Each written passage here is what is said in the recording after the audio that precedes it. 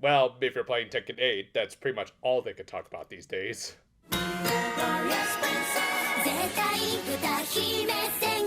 We opened this week, pleasantly enough, with a brawl. Yeah, I don't think the villains gave any real explanation as to why they were attacking. I'd assume just a basic recon mission, hence why they only sent a bunch of pawns. However, for our heroines, and in turn this episode's plot, it was also meant to establish how much of a gremlin our resident new green was.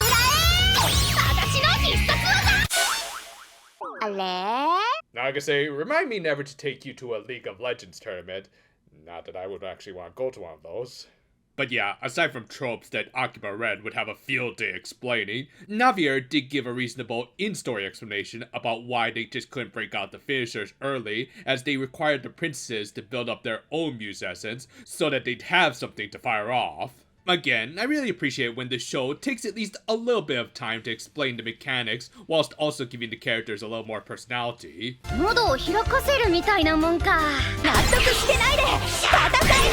Hey pal, you just blowing from Stupid Town? After the battle, Nagase suggested that they have a little after party to celebrate their latest victory. It was honestly a good idea, as they could also use it as a means of deepening their bonds, especially when Nagase wasn't even in the same grade year as her Paisen. Navier also wanted to join in, but again, through the show's dedication to world building, they established that Alispians couldn't leave their own world. I practically guaranteed that, plus this one girl who looks like Micah from Blend S will become more significant later. Yep, them terrorists are affecting you and your little plushie friends there, aren't they?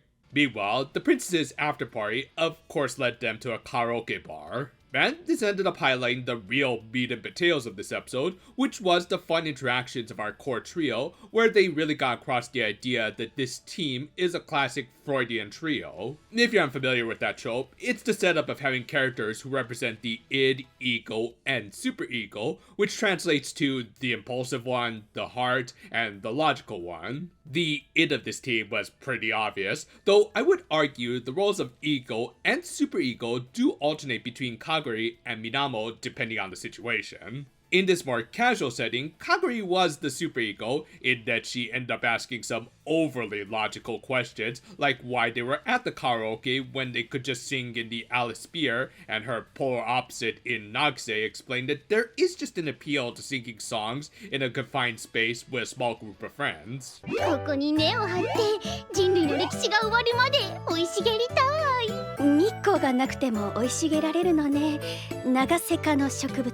Well, that and cat plants from JoJo. Meanwhile, the ego, or heart of the team, Minamo, was just kind of there to be friendly and play at both sides. Now, that's not to downplay her role, as again, this was just generally a good showcase for everyone's personalities. Hell, even their drinks got across their personalities, with the plain Jane Minamo getting some oolong tea, the refined Kaguri getting some yuzu tea, and Nagase...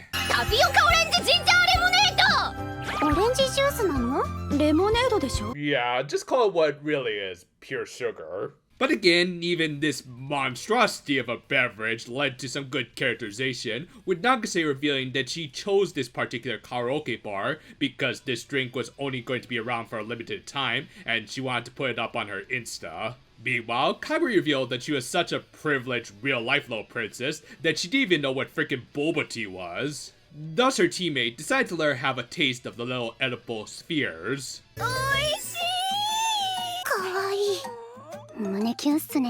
Hey, still better than the cues from the other show, which were kind of depressing this week. And so that Minamo wouldn't feel left out, this also acted as a means of revealing how she had a thing for making sweets, as her mother was a home ec teacher who specialized in the treats and had passed it down to her. Thus she offered to make some for them next time, though the little social media worm of their team also suggested that she use the opportunity to make some cooking videos that they could post on the Alice Spears app. Hey, come on, don't you want to get some unhinged reactions from Gordon Ramsay? No, stop it! Go on, don't! You can't swallow that! Madam, no! But yeah, all in all, this whole scene was just fantastic in developing our three main leads through an otherwise mundane little bit of socializing. It got a lot across, and even seemed to set up some future developments like Minamo taking her first steps into breaking out a little more. Meanwhile, the village reflected on their own developments, which of course was making more chess pieces. Gita wanted to be the first to test drive their latest creation after being the first to use the knight in the series, but like a tent on a particularly sunny day, his teammates were giving him all kinds of shade. いやでも短絡的なギータが使うことになるんだ。お前もかよ、ドラン。 Hey, just be glad that they're not referring to you as the thing with the first 4 letters of that word. Back with the princesses, we unfortunately didn't get to hear them sing, as that is additional DLC, but we did get a little bit of Kaguri mastering the art of the rift, as well as an absolutely adorable montage of them continuing their little after party by doing some shopping and cafe hopping. Good stuff, though anyone else kind of interested in the backstory of this girl and her character? However, the fun times did eventually have to come to an end as duty called. Gita had started his attack with just some pawns to get a little girl. What's with that reaction? Like what, are you off put by this little guy's perpetually pubescent voice or something? Really? Do I have to be saved by Connie Springer? Couldn't it at least have been Levi? Still, to his credit, Navier had saved the girl and prevented any of the pawns from being promoted, which made things a lot easier for the princesses when they arrived. This also happened to be Nagase's introduction to Gita, who in some ways was on her wavelength, though to her credit, she was a little smarter.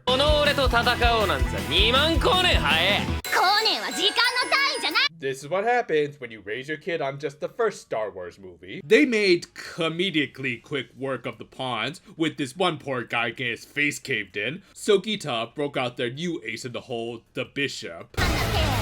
Bring back life form. Priority 1. But yeah, in keeping with the chess theming of these monsters, the bishop was capable of long-range attacks, reflecting its ability to strike diagonally from all the way across the board. Thus, Minamo tried to use Nachi's Muse Essence, but as I predicted, it basically only acted as an attack up, which was kind of worthless when she was incapable of even reaching the long-ranged opponent. Fortunately, Aiko's gem that Nagase had was a little more useful. Thin funnels that are glow sticks. Okay, I know that Takaratomi and Bandai are competitors, but could you all work something out for the Princess Meteor model kit? But yeah, thankfully, all of the Musessins seem like they'll have different effects that are useful for specific situations. In this case, the glow funnels were actually pretty OP in that they could hit the bishop's attacks back right to it. With that, Nagase properly delivered the finishing blow this time. Later, her teammates congratulated her for being able to basically solo the fight, but she corrected them by saying that she only got the motivation to go all out thanks to having her Paisen with her. Again, little details like that do help to make these girls feel like a proper team, even when one did kind of end up standing out more than the others. And with that, the episode ended with the princesses celebrating their victory and the villains kind of wallowing in their defeat, but also having gotten a minor victory, as I'm guessing they were getting closer to completing their inevitable queen piece. This was an excellent follow-up to Nagase's introduction episode, as well as just a fun episode on its own. It's just good writing when almost every moment feels like it's being used to flesh out the characters in their own unique ways. It's one of those times where, while there was absolutely nothing wrong with the fights this week, they did feel a little secondary to the slice of life stuff just because it was that good.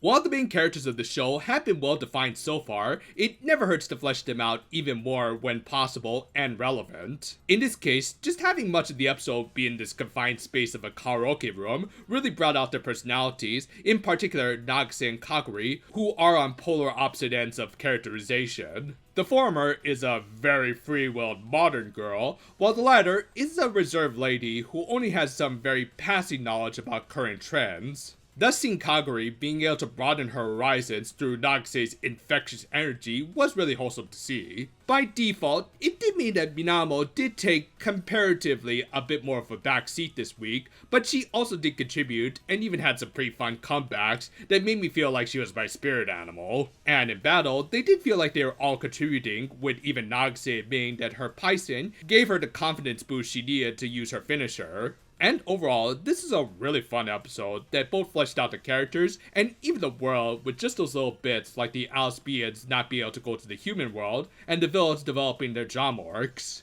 Not much else to say other than, yeah, I kind of want to go to the karaoke bar myself after at least a few drinks. Thanks for watching, and if you're going out to a karaoke bar with some friends, maybe you can encourage them to watch some of these videos while you're at it.